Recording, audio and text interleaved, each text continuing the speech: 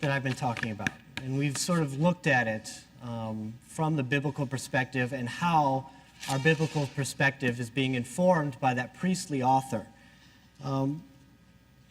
We can see that this debate is going on in universities across the world, in seminaries, in various different types of academic discourse.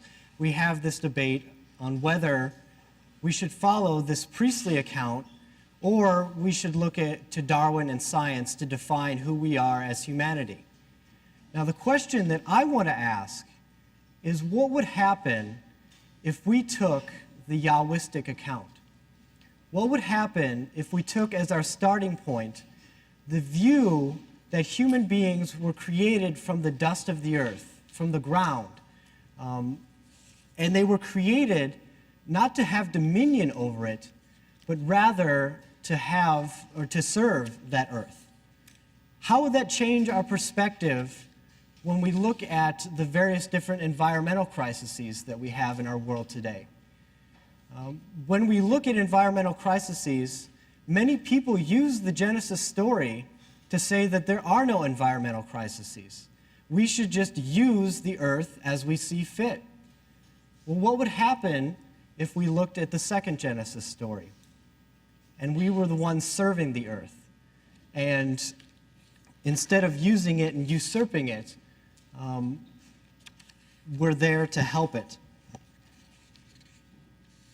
And the second question is, what would happen to our view of science? Now, I'm not suggesting that the Yahwistic author is sort of some proto-Darwinian, giving us sort of a creation story where we're formed from all the elementary matter of the universe the same way that Darwin describes it to us.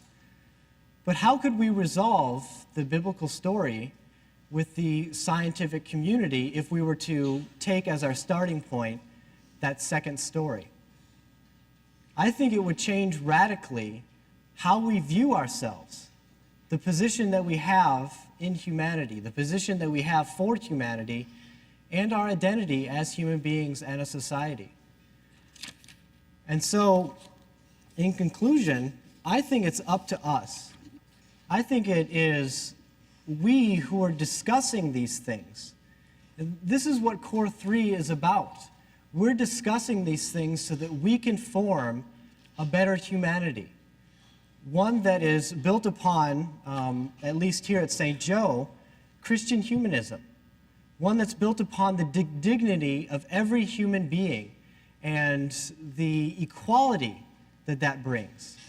And so I think if we take as our root the second Genesis story, we'll find that our identity changes, our society changes, and we can move forward in a Christian humanist perspective.